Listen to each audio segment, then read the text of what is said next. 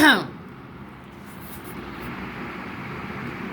अस्सलाम वालेकुम, क्या हाल है, कैसे हैं आप सब। उम्मीद करती हूँ खैरियत से होंगे। मैं हूँ doctor Farhana Akram from जेनान herbs.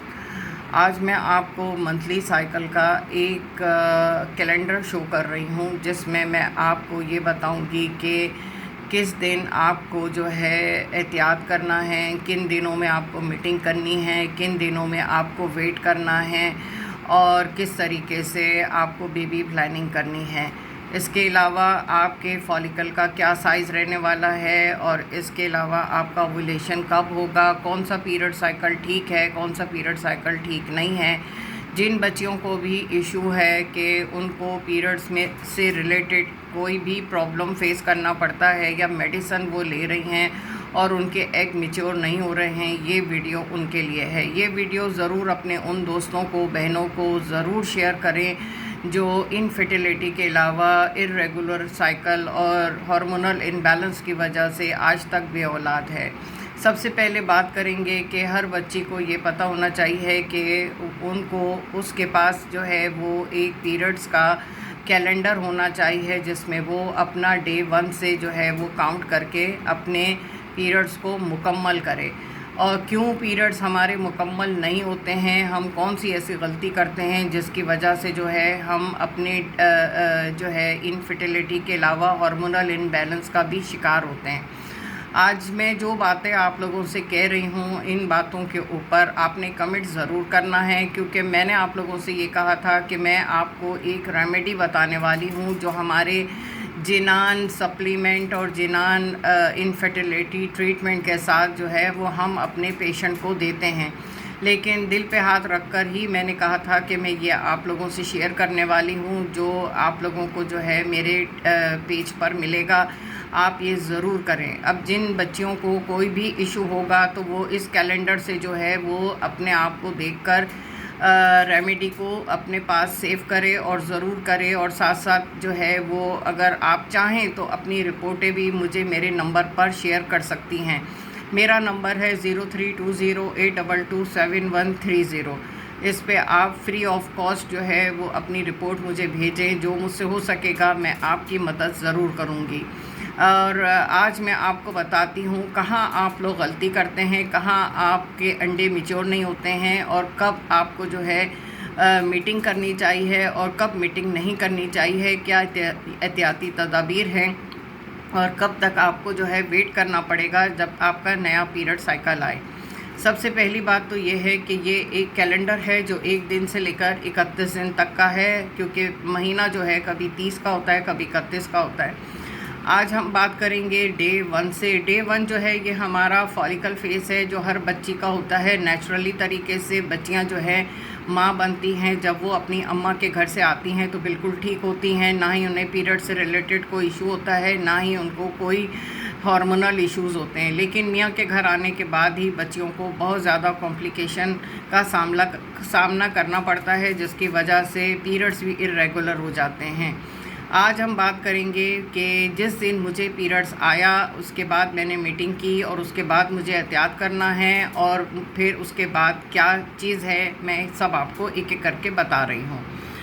जहाँ सबसे बड़ी गलती है वो ये है कि हमारे पीरियड्स के 7 दिन होते हैं, जो हमारी अक्सर बच्चियाँ कंप्लीट नहीं करती हैं। आदतन फितरतन हर बच्ची को 1 दिन पीरियड्स आता है, फिर भी वो 7 दिन मुकम्मल करे।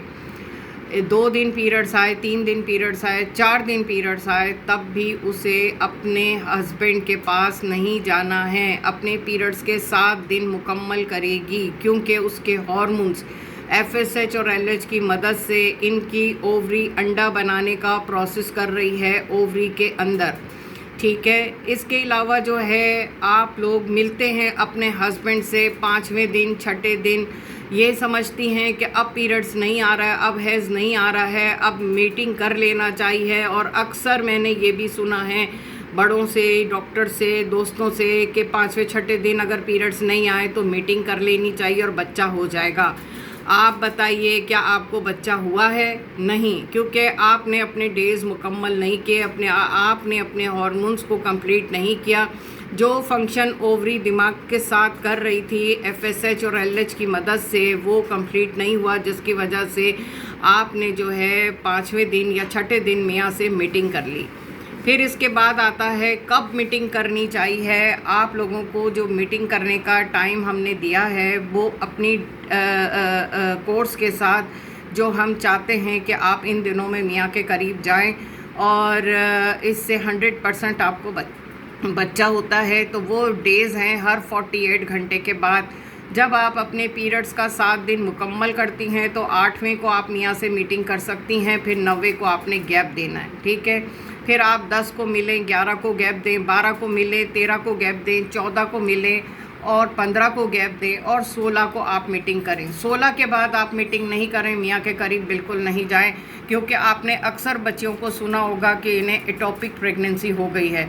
एटोपिक प्रेगनेंसी भी ट्यूब में कभी भी इन्फेक्शन हो जाता है, उसकी वजह से भी हो जाता है। और अक्सर जो है मेल के पास मनी कम होती है और जो है मोटिलिटी कम होती है, तो फिर उसकी वजह से जो है वो फ्लोपियन ट्यूब तक जो है इनके जरासीम नहीं जाते हैं, जिसकी वजह से जो है जितना जा सकता है वो फ्लोपियन ट्यूब में ही बेबी बन जाता है।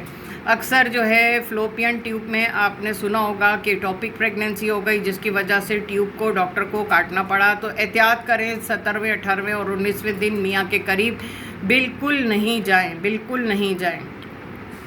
20वें 21वें और 22वें दिन होता है आपका जो है एम्ब्रियो जो बनकर आता है ज़ाइगोट, वो आपका जो है नाव के साथ कनेक्ट होता है, एंड्रोमीट्रियम के साथ कनेक्ट होता है।